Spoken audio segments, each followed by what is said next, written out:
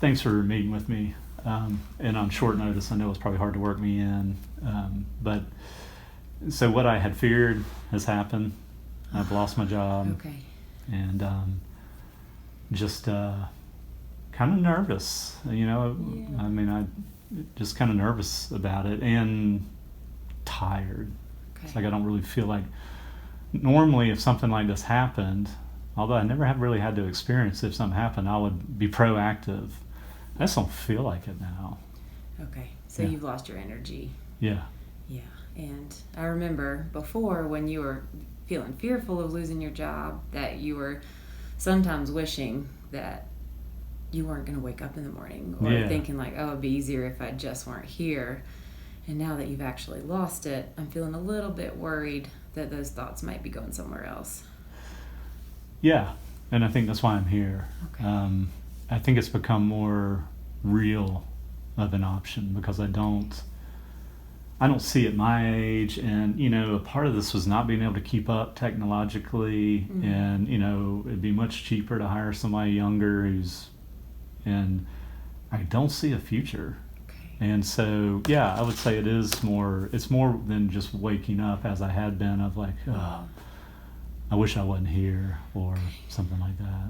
So you're feeling hopeless and like you don't have much of a purpose anymore. Yeah. Okay. Have you had actual thoughts of wanting to kill yourself? Yeah. Okay. Can you tell me a little bit about what those thoughts look like?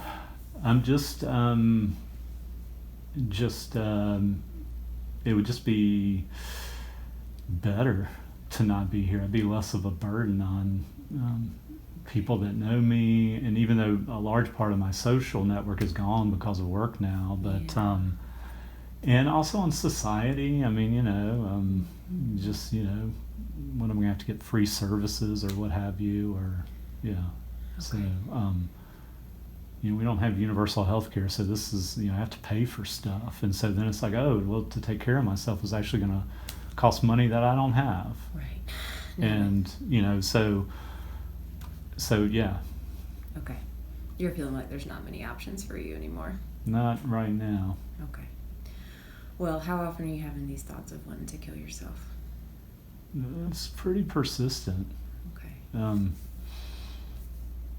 I mean, I still, you know, work out.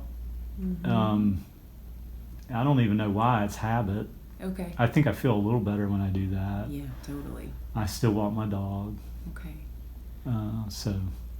Okay. But these thoughts are seeping in even though you are still doing those things to take care of yourself and have some connection with, I know you love your animals so much. Yeah. I know you love your dog, and I'm glad you're still doing that. Yeah. But it sounds like these thoughts are still pretty present. Mm-hmm. Okay. Well, have you thought about how you would do it? Yeah. Can you tell me a little bit about that? I've thought about going off, you know, just kind of way back in the woods. Okay. And to where it might be a long time before I'm found. Okay. Yeah. I know you have a lot of people in your life who care about you. It doesn't feel like it really right now, but. Okay. Well, I care about you a whole lot. And I know that may be weird coming from your counselor. And at the same time, I know that I would miss you. And you've mentioned a lot of people in here who would miss you too. No, I appreciate that. Yeah. Okay, so you would go back into the woods, somewhere where it would take a while. Yeah. For those people who do care about you to find you. Yeah, and I know that sounds bad. Yeah.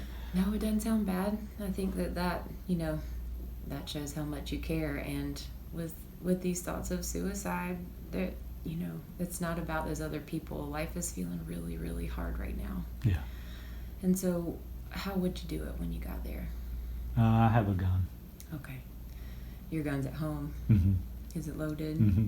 So if you went home today, you could do this. Yeah. Have you thought about where exactly you would go in the woods? Not exactly. Okay. But there's a lot of Yeah. woods around. Yeah. Totally. Here in Nashville, there's woods everywhere. Yeah. Yeah. Okay. Well, let's talk a little bit about your intent to do this. And so I'm going to use a 1 to 10 scale. I know you're used to those in here. Yeah. Okay. And so 1 would be, even though I have this gun and I feel pretty hopeless and like I don't have a place in this industry anymore because of these young folks, I'm not going to do it. There are people I care about, can't leave my dog. But 10 is, I'm going to go home, I'm going to do this today. And I feel very confident that I'm going to take that gun and walk into the woods and kill myself. Where do you feel like you're at on that scale? Okay, so 10 would be today, and 1 is just more vague, I guess. Yep. I'd say 5 or 6 Okay. is the average. I would say that it can get as intense as 7 or 8 at times. Okay. You did point out that I'm not thinking about it when I'm working out and when I'm walking my dog. Okay. So that is interesting. Okay. I didn't think of that. Yeah.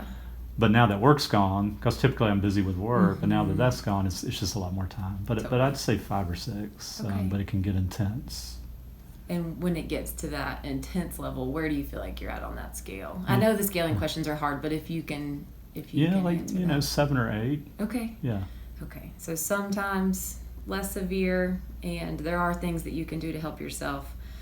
But when it gets to that 7 or 8, I do start to feel concerned about your safety. Okay. Yeah. And so hearing that it's a 7 or 8, there are options. We've talked about this before, that there are times when I have to break confidentiality and we may need to talk about going to the hospital in order to keep you safe. Yeah. What does that sound like for you right now? I mean, it sounds terrible. I understand your job, Yeah. but I also, that would be bills that I can't afford. It'd be a bunch of medicines that I can't see would be very effective.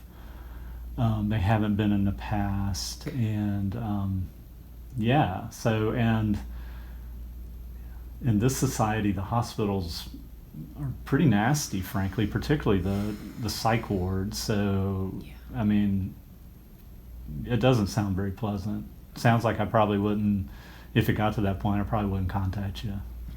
Okay. Well, I want to remind you that I've got a license as a licensed professional counselor, and it is my job to talk about commitment if, and we've talked about that before, if you do get to that place. Today I'm hearing that you're at a 5 or a 6. Is that true for today? Yeah. Okay. Yeah. You came here, I mean, you sought help. Right. Yeah. Okay. And so what we could do today is we can create a thorough safety plan that encourages more of the exercising and spending time with your dog, trying to find other things that you can do to help yourself when you're feeling triggered. And you may go to that, the 6 may increase to a 7. It also would include contacting me or other people in your life who could help you in those moments. And so we could do that today, but also need to let you know that it may get to that point of hospitalization in the future. I know that sounds hard and like you wouldn't want to contact me, and I'm not saying we have to do that today. However, that may be something that we need to do. Okay. I can talk about a plan today. I mean, a safety plan. Okay. And I guess I wouldn't be here if I'm not willing to discuss those options. Okay. And so I'm going to ask you one more time. Are you having thoughts of killing yourself today and acting on that? Not today.